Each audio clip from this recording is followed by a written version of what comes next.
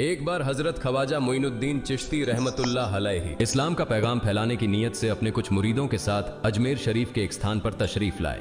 जिस मुकाम पर हजरत ख्वाजा मोइनुद्दीन चिश्ती रहमतुल्लाह अलैहि ने क़याम किया, वहां के करीब ही एक बड़ा तालाब था जिसे स्थानीय हिंदू लोग अनासागर कहते थे। उस दौर में इस तालाब की वुसात और पवित्रता के कारण हिंदू समाज में इसका बहुत एहतराम किया जाता था। उनका यह अकीदा था कि जो शख्स दिन भर गुनाह करने के बाद इस तालाब में गौस्ल करता है, उसके तमाम गुनाह धुल जाते हैं। इसी वजह से वे इस तालाब को हमेशा दियों से सजाए रखते थे। कहा जाता है कि इस तालाब में हर रात दिए जलाने के लिए तकरीबन 3 मन तेल की जरूरत होती थी। तालाब की पवित्रता के कारण वहां सभी हिंदुओं को दाखिल होने की इजाजत नहीं थी। सिर्फ आला तबके के ब्राह्मण ही वहां गौस्ल कर सकते थे और तालाब के पानी को छू सकते थे।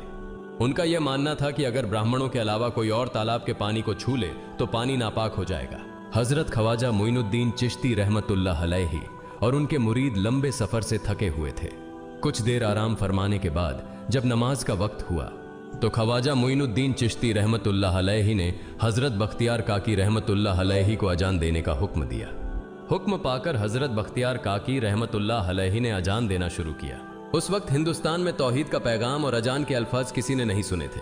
जब लोगों ने पहली बार अजान के अल्फाज सुने तो उनके दरमियान हलचल मच गई। लोग अपने घरों से बाहर आकर एक दूसरे से कहने लगे, ये फकीर लोग कहां से आ गए और ये क्या पढ़ रहे हैं। अजान खत्म होने के बाद हजरत ख्वाजा मोइनुद्दीन चिश्ती रहमतुल्लाह अलैहि और उनके साथियों ने अनासागर तालाब पर जाकर वुजू करना शुरू किया। जब हिंदू पुजारियों ने देखा कि एक अजनबी दरवेश उनके मखसूस तालाब का इस्तेमाल कर रहा है तो उनके दिल में गुस्से की आग भड़क उठी। एक पुजारी बोला, यह दरवेश कहां से आ गया? बिना हमारी इजाजत के इसने हमारे पाक तालाब को हाथ लगा दिया। हम इस तालाब को कितना मुकद्दस मानते हैं और इन मुसाफिरों ने इसे नापाक कर दिया है। इसका कोई हल निकालना ही होगा। इसके बाद हजरत ख्वाजा मोइनुद्दीन चिश्ती रहमतुल्लाह अलैहि ने तमाम साथियों के साथ मिलकर जमात के साथ नमाज अदा की। लोग ये मंजर देखने लगे और कहने लगे, ये तो कोई अजीब फकीर है।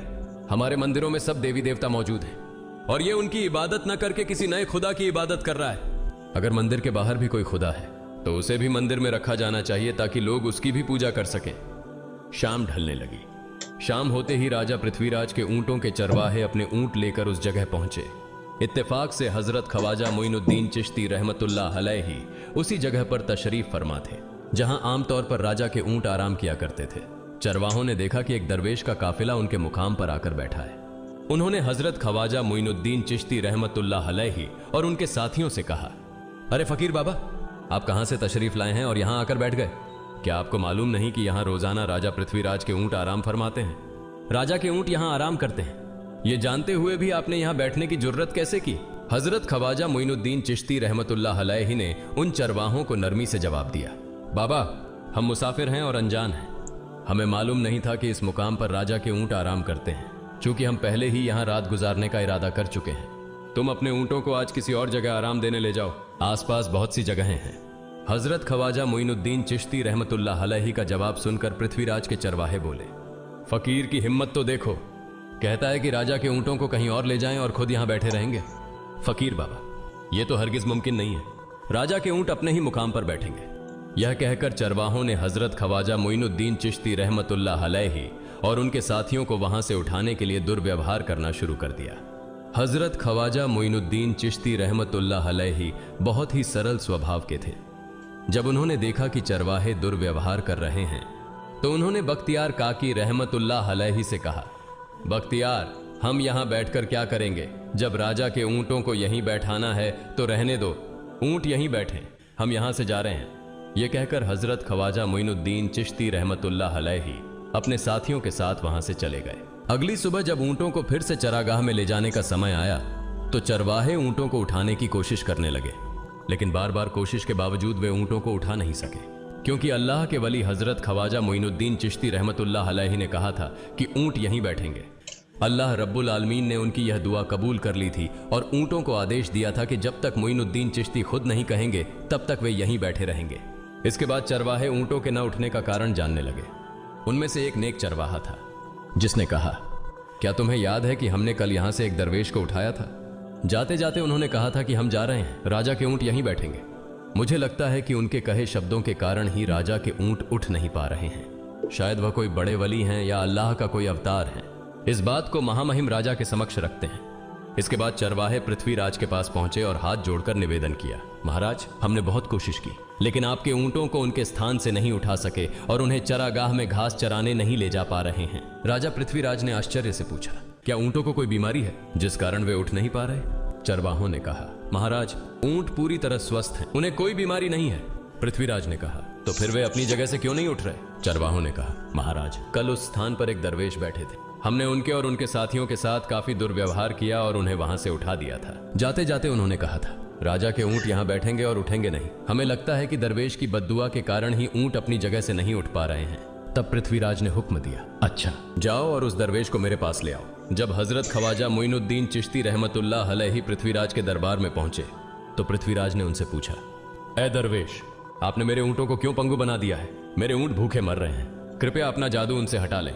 अगर जादू नहीं हटाया तो मेरे ऊंट भूखे मर जाएंगे। पृथ्वीराज की बात सुनकर हजरत ख्वाजा मोइनुद्दीन चिश्ती रहमतुल्लाह अलैहि मुस्कुराते हुए बोले, हे अल्लाह के बंदे, हम मुसलमान हैं और मुसलमान कभी जादू नहीं करते। तुम्हारे ऊंटों को मैंने नहीं बल्कि इस संसार के पालनहार महान अल्लाह रब्बुल आलमीन ने बैठाया है। उनकी आज्ञा से ऊंट बैठे हैं और उनकी आज्ञा से ही उठेंगे। लेकिन मैं उस सर्वशक्तिमान से प्रार्थना कर सकता हूं कि वह तुम्हारे ऊंटों को उठने की अनुमति दे। इसके बाद हजरत ख्वाजा मोइनुद्दीन चिश्ती रहमतुल्लाह अलैहि ने अल्लाह से दुआ की, हे अल्लाह, इन ऊंटों को उनकी जगह से उठने की तौफीक दें। हजरत ख्वाजा मोइनुद्दीन चिश्ती रहमतुल्लाह अलैहि की दुआ करते ही चरवाहों ने देखा कि ऊंट अपनी जगह से उठकर चरागाह की ओर बढ़ने लगे। यह दृश्य देखकर चरवाहे चकित रह गए और हजरत ख्वाजा मोइनुद्दीन चिश्ती रहमतुल्लाह अलैहि की करामत की खबर पूरे अजमेर में फैल गई। जैसे जैसे हिंदुओं के बीच हजरत ख्वाजा मोइनुद्दीन चिश्ती रहमतुल्लाह अलैहि की करामत की बातें फैलने लगीं और इस्लाम की महानता उनके सामने प्रकट होने लगी, मंदिर के पुजारी भयभीत हो गए। वे सोचने लगे, अगर यही चलता रहा तो सभी हिंदू मुसलमान बन जाएंगे। तब वे पृथ्वीराज के पास पहुंचे और निवेदन किया, महाराज, ये दरवेश हमारे राज्य में अशांति फैला रहे हैं।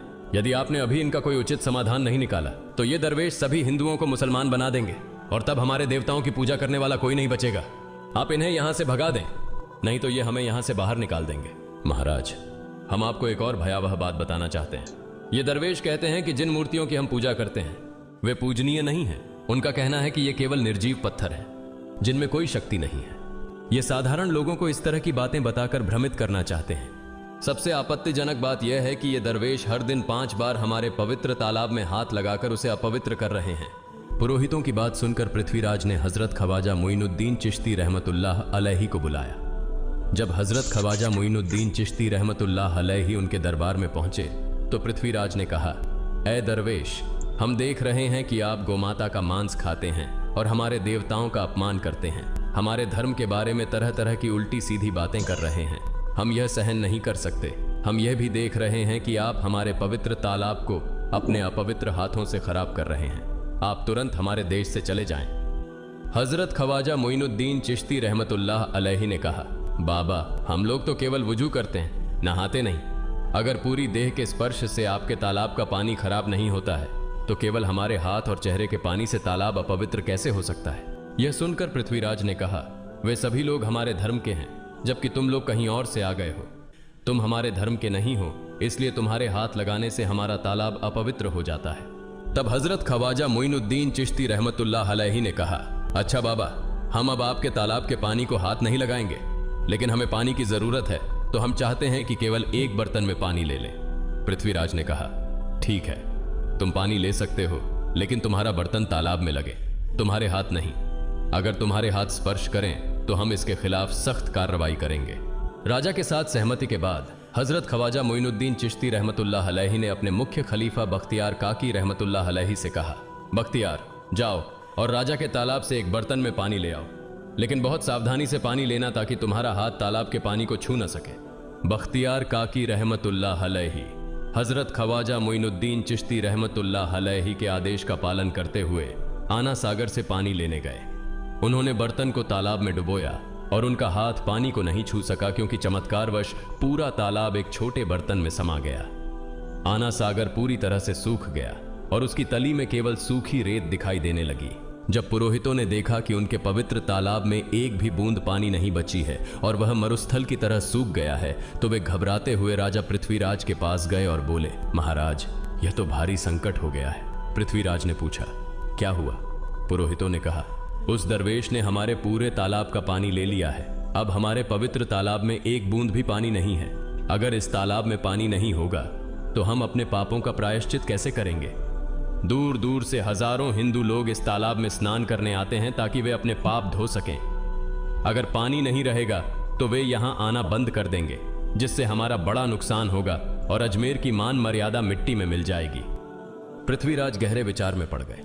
वे हजरत ख्वाजा मोइनुद्दीन चिश्ती रहमतुल्लाह अलैहि के खिलाफ कोई कठोर कदम उठाने से झिझक रहे थे, क्योंकि उन्हें आशंका थी कि अगर उन्होंने दरवेश के खिलाफ सैनिक भेजे और दरवेश ने सैनिकों पर भी जादू कर दिया तो उनकी परेशानी और बढ़ जाएगी। इसलिए उन्होंने कहा, तुम लोग जाओ और उस दरवेश को मेरे पास बुला कर लाओ। मैं देखता हूं कि वह क्या चाहता है। अगर उसकी मांग उचित होगी तो हम उसे मान लेंगे, और यदि उचित नहीं हुई तो हम माफी मांगकर अपना तालाब का पानी वापस ले लेंगे। जब हजरत ख्वाजा मोइनुद्दीन चिश्ती रहमतुल्लाह अलैहि पृथ्वीराज के दरबार में पहुंचे तो पृथ्वीराज ने कहा, ऐ बाबा, आपने हमारे तालाब का सारा पानी ले लिया है। हम अपने पापों का प्रायश्चित कैसे करेंगे? पूरे दिन के पाप हम इस तालाब में स्नान करके धोते हैं। अगर तालाब में पानी नहीं होगा तो हम अपने पाप कैसे धोएंगे? हजरत ख्वाजा मोइनुद्दीन चिश्ती रहमतुल्लाह अलैहि ने उत्तर दिया, देखो बाबा, तुम्हारे पास आना सागर है, पर दुनिया के हर कोने में ऐसा तालाब नहीं है, तो क्या वे लोग अपने पाप कैसे धोएंगे? पापों को धोने की ताकत इस तालाब के पानी में नहीं है। पापों को माफ करने वाला केवल अल्लाह है, जिसने आकाश, धरती और पूरी सृष्टि बनाई है। उसकी इजाजत के बिना एक पत्ता भी नहीं हिलता। इसलिए मैं तुम्हें इस भ्रम को छोड़कर सही राह पर आने की दावत देता हूं।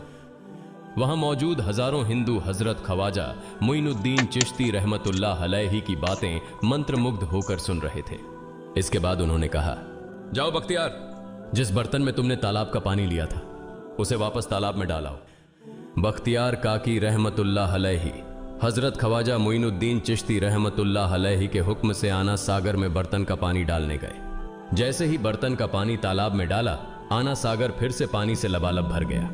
इस चमत्कार को देखकर वहां मौजूद कई हिंदुओं ने कलमा पढ़कर इस्लाम कबूल कर लिया। यह देखकर हिंदू पुरोहितों और पंडितों की चिंता बढ़ गई। वे पृथ्वीराज के पास गए और बोले, महाराज, यदि अब कोई उपाय नहीं किया गया तो सारे हिंदू मुसलमान हो जाएंगे। पृथ्वीराज ने कहा, मुझे सलाह दो, इस दरवेश का मुकाबला कैसे किया जा सकता है? पुरोहितों ने कहा, यह दरवेश एक बड़ा जादूगर है, इसलिए इसका मुकाबला भी जादू से करना होगा। हमारे बीच एक बड़े पुरोहित और जादूगर रामदेव हैं, उन्हें इसके मुकाबले में भेजें। अगर वह जादू से इसे हरा सके तो हम अपने हिंदू धर्म का गौरव फिर से प्राप्त कर सकेंगे। पृथ्वीराज ने रामदेव को बुलाकर कहा, रामदेव, मैं तुम्हें इस दरवेश को जादू से हराने की जिम्मेदारी दे रहा हूं। अगर तुम उसे हरा सके तो हम अपने धर्म का गौरव फिर से पा सकेंगे। रामदेव ने पृथ्वीराज को आश्वस्त करते हुए कहा, महाराज, आप चिंता न करें, इस दरवेश को हराना मेरे लिए बहुत आसान है। मैं आपके समक्ष हमारे धर्म का गौरव वापस लाकर रहूंगा। इसके बाद रामदेव अपने साथियों के साथ हजरत ख्वाजा मोइनुद्दीन चिश्ती रहमतुल्लाह अलैहि के सामने मुकाबले के लिए पहुंचा। उसने कहा, मोइनुद्दीन, अगर तुम में ताकत है तो मुझसे जादू का मुकाबला करो। मैंने तुम जैसे बहुत से जादूगरों को हराया है, तुम्हें हराना तो मेरे लिए साधारण बात है। हजरत ख्वाजा मोइनुद्दीन चिश्ती रहमतुल्लाह अलैहि ने उसकी बातों का कोई जवाब नहीं दिया। रामदेव ने देखा कि हजरत ख्वाजा मोइनुद्दीन चुप हैं, तो उसने गाली गलौज करना शुरू कर दिया। जब रामदेव अपनी हदें पार कर गया तो हजरत ख्वाजा मोइनुद्दीन ने उसकी आंखों में देखते हुए कहा, रामदेव, तू चिल्ला रहा है, लेकिन मैं तेरे माथे पर ईमान की रोशनी देख रहा हूं। हजरत ख्वाजा मोइनुद्दीन चिश्ती रहमतुल्लाह अलैहि की यह बात सुनते ही रामदेव कांपने लगा, और उसी क्षण अल्लाह रब्बुल आलमीन ने उसके दिल में ईमान की रोशनी डाल दी। रामदेव हजरत ख्वाजा मोइनुद्दीन चिश्ती के चरणों में गिर पड़ा और बोला, हे अल्लाह के वली, मैंने आपके साथ बहुत बेअदबी की है, मुझे माफ करें और मुझे कलमा पढ़ाकर इस्लाम की राह दिखाएं। हजरत ख्वाजा मोइनुद्दीन चिश्ती रहमतुल्लाह अलैहि ने रामदेव को कलमा पढ़ाया और उनका नाम रखा मोहम्मद सादिक। इतिहास बताता है कि बाद में रामदेव मोहम्मद सादिक के रूप में एक बड़े अल्लाह के वली बन गए। प्रिय पाठकों, सोचें, जो रामदेव हजरत ख्वाजा मोइनुद्दीन चिश्ती को पराजित करने आए थे, वही अब उनके हाथ में हाथ देकर इस्लाम की शांति की छांव में आ गए। यह अल्लाह रब्बुल आलमीन का चमत्कार और शक्ति है, जो जिसे चाहे हिदायत दे सकता है। आमीन।